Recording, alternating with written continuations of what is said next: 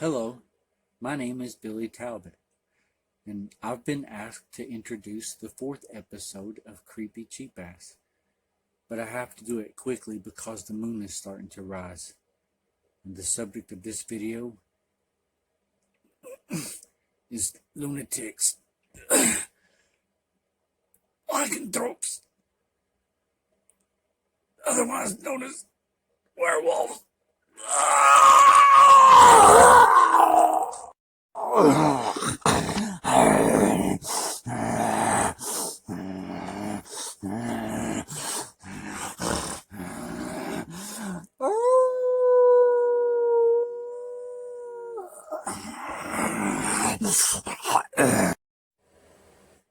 With that incredibly creepy intro out of the way, howdy folks, I'm Billy, and this is indeed the fourth episode of Creepy Cheap Ass. Now tonight's the full moon, so we're going to talk about lunatics, lycanthropes, werewolves. Oh my. Now the earliest recorded writings of a werewolf comes from the tale of Gilgamesh, in which he jilts a potential lover because she turned a former lover into a wolf. That'd be a hard no for me too, Gilgamesh. In Greek mythology, we have Lycaon. I'm sure I pronounced that wrong, but I looked it up on the Google, and apparently he fed the remains of a sacrificed boy to Zeus, which made him mad. So he turned him and all of his sons ever after into wolves. Ought not have fed him that boy. Norse mythology, we have the Saga of the Volsungs. Now this man and his sons found out that they could don a magic pelt and take on the form of a wolf for 10 days. Wolf pack, baby. At this point, one could become a werewolf through a curse or an enchantment. But what about lunatics? Did you know from the 15th century through the 18th century, there was werewolf hunts, like the witch hunts. You could be burned at the stake for being a werewolf. I did not know this. So, what could cause one to be accused of being a werewolf? A lunatic is someone who has a mental illness exacerbated by the full moon. Now, whether this is psychosomatic, psychological, or hallucination, or a combination of all of these things, we're not sure. But to paint it with a broad brush, lunatics lose their minds on the full moon. Now imagine a lunatic with excessive body hair or a physical abnormality. Now you have yourself a werewolf. In 1521, Pierre Pergaud and Michel Verdun, I'm sure I butchered their names, but that's okay, because they butchered a bunch of kids. They made a deal with the devil and got this ointment, rubbed it on their skin, and became werewolves. Or so they told the court when they got caught. Just like Giles Garnier. Same thing. Deal with the devil, got some ointment, rubbed it on his skin, killed some kids, got burned at the stake. The moral of the story is, if the devil gives you some lotion, don't rub it on your skin. Peter Stubb, Bedburg, Germany, he claimed to have an enchanted belt that turned him into a werewolf when he got caught for killing people. It just says that they brutally executed him. I didn't get the details, but I'm guessing he was drawn and quartered, because that's how my twisted mind works. Cinematically speaking of the history of werewolves, 1913, The Werewolf, about a Navajo woman. But sadly, this short silent film was destroyed by fire in 1924. No prints remain. We don't know what it looked like. 1935, The Werewolf of London. A botanist goes to Tibet in search for a flower that blooms under the full moon and gets bit by a wolf. But it's cool because the flower helps him control the beast within.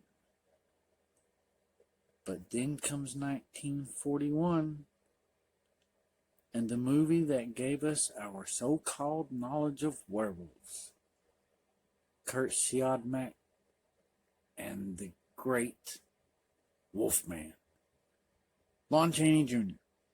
But now Kurt Siodmak is the fella that let us know that werewolves is immortal. You can only kill them with silver bullets, silver cane, silver. And they have the sign of a pentagram in their hand. That's the mark of the beast. After this, we have the Mad Monster.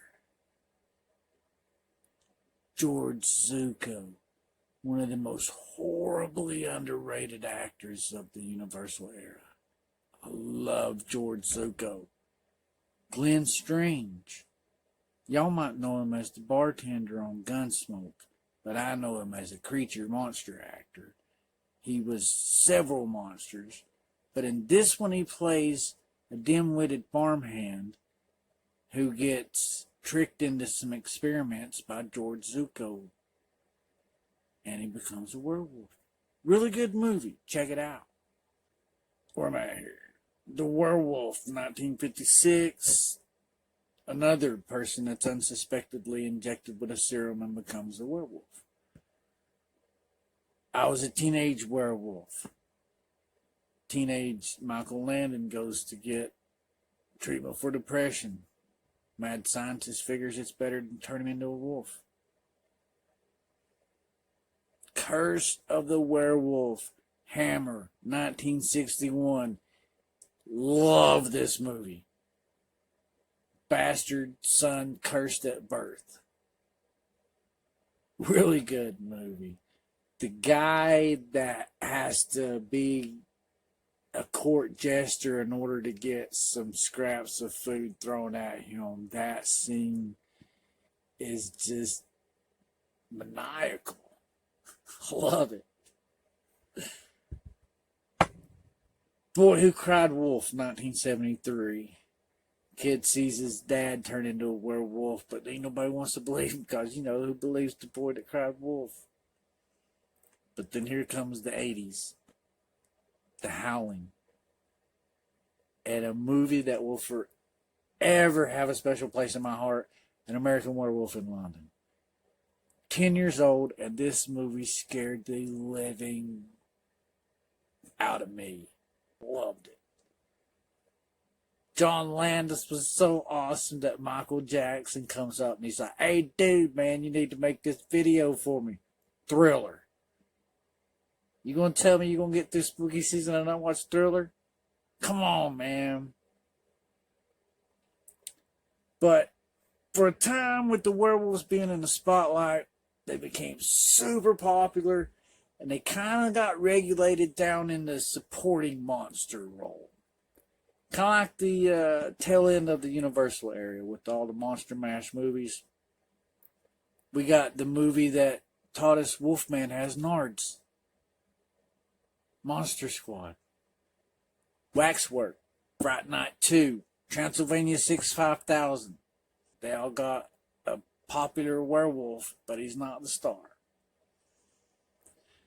Starring roles for werewolves would be Silver Bullet, Teen Wolf, Company of Wolves, Wolf with Jack Nicholson. American Werewolf in Paris. I was really excited for that movie, and I was really disappointed when I walked away. But it did mark the digital era. First movie to use the digital transformation, which was also been used in pretty much everything since, from Underworld, Van Helsing, Cursed. But now then you got the Wolfman, the reboot of the Universal classic with Benicio del Toro and Sir Anthony Hopkins. I literally stood up in the theater and applauded. like redneck hollered at that movie. Loved it. Red Riding Hood, Ginger Snaps, metaphoric movies.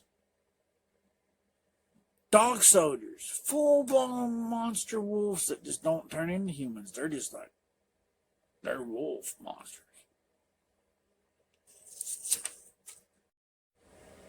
Are you enjoying this creepy, cheap-ass series? Be sure to protect yourself from the Wolfman by clicking the like button. Make sure you're subscribed with the notifications on. Share this with some of your friends that enjoy a little bit of lycanthropic lunacy. Leave a comment down below and let's talk about it. Because even a man who is pure of heart and says his prayers at night may become a wolf when the wolfbane blooms and the moon is full and bright. Have a safe, spooky season.